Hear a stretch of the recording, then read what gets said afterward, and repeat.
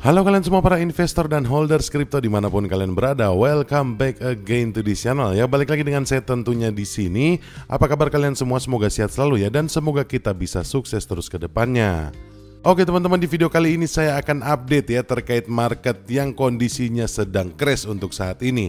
Apa yang harus kita lakukan? Mungkin ini sedikit tips aja dari saya ya teman-teman, dan sekaligus kita akan ngebahas ada apa sih di balik penurunan ini dan bagaimana antisipasinya teman-teman. Nanti kita akan bahas ke sana.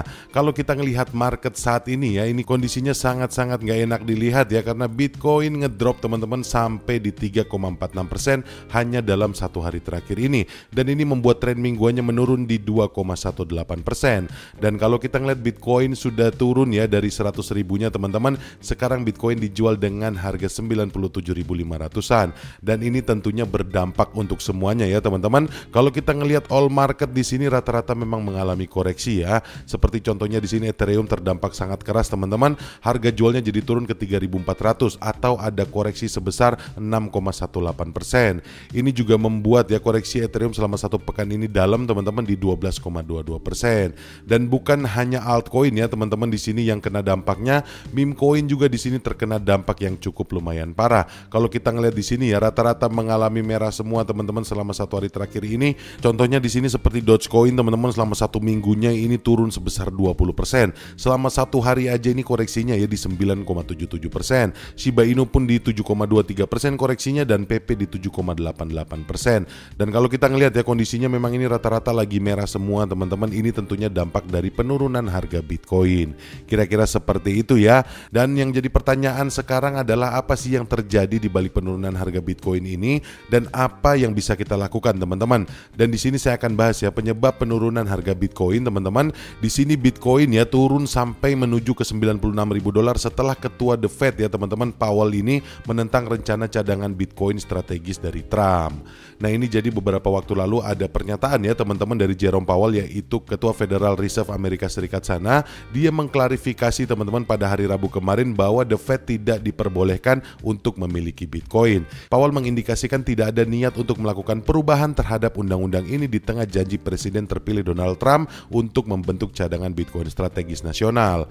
Harga Bitcoin langsung anjlok ya di bawah 100 ribu menyusul komentar Powell yang menentang pembentukan cadangan Bitcoin nasional.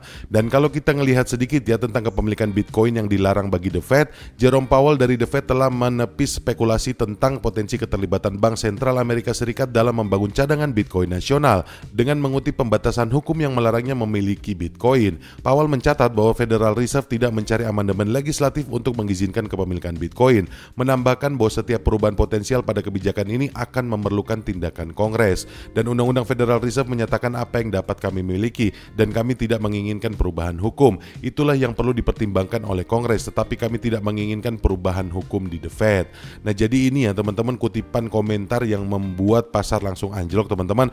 Jadi narasi ini dari Jerome Powell yang bikin memang kondisinya langsung mengalami kepanikan ya, karena di sini untuk undang-undangnya juga sudah jelas di Amerika sana bahwa memang tidak diperbolehkan untuk The Fed memiliki Bitcoin. Dan di sini ya kalau misalnya itu pun memang perlu dipertimbangkan, harus ada rapat Kongres ya di sana. Tetapi di sini memang The Fed sendiri tidak menginginkan untuk perubahan hukum tersebut. Kira-kira seperti itu ya komentar dari Powell yang menyebabkan kondisi market dalam 2 hari terakhir ini mengalami kepanikan dan akhirnya timbulnya aksi jual yang begitu tinggi sehingga market saat ini mengalami koreksi yang cukup dalam.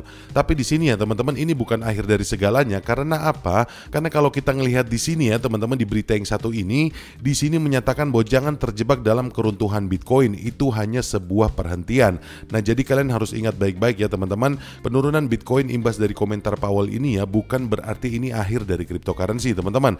Karena kalau kita mengamati Bitcoin, kalian mungkin menyadari ya kemunduran yang kemarin Bitcoin turun dari 108.000 teman-teman sampai ke bawah 100.000. Dan di sini ya seharusnya kita itu tidak panik. Karena apa? Karena pertama-tama di sini komentar Jerome Powell ini seharusnya tidak mengejutkan siapapun.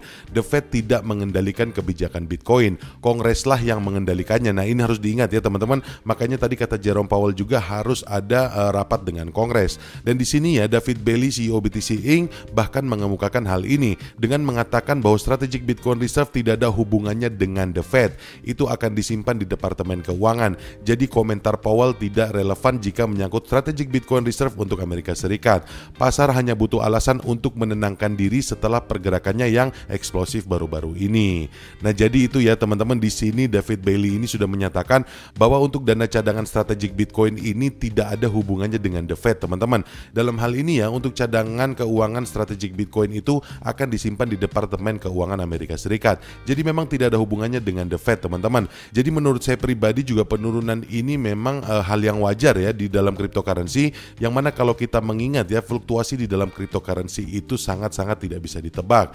Jadi ini menurut saya hal yang wajar dan tidak seharusnya kita panik ya teman-teman terkait komentar dari Jerome Powell sendiri.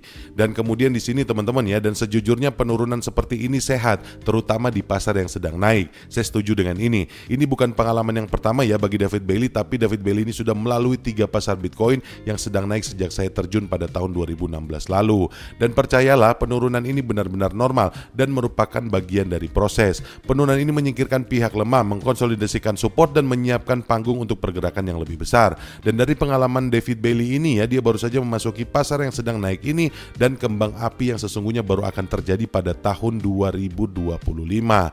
Nah, kalau kita ngelihat dari sini ya teman-teman, ini saya setuju banget dengan pernyataan ini, karena memang seharusnya kita tidak panik ya dengan koreksi Bitcoin yang tiba-tiba langsung anjlok seperti ini ya. Karena apa? Karena kalau kita ngelihatnya pun ya teman-teman, dari tren historisnya, kalau kalian ngelihat untuk pergerakan harga Bitcoin sendiri, itu Bitcoin dari pasca halving teman-teman tahun 2016 itu selalu mengalami hal yang sama. Jadi misalnya ya, halving sekarang, nanti pada saat 8-10 bulannya itu dia akan meningkat drastis teman-teman, dan kemudian di situ akan terjadi koreksi lagi, dan kemudian setelah itu 1 tahun berikutnya Bitcoin akan menunjukkan lagi taringnya teman-teman, alias dia akan naik lagi, bahkan mencetak ATH barunya lagi.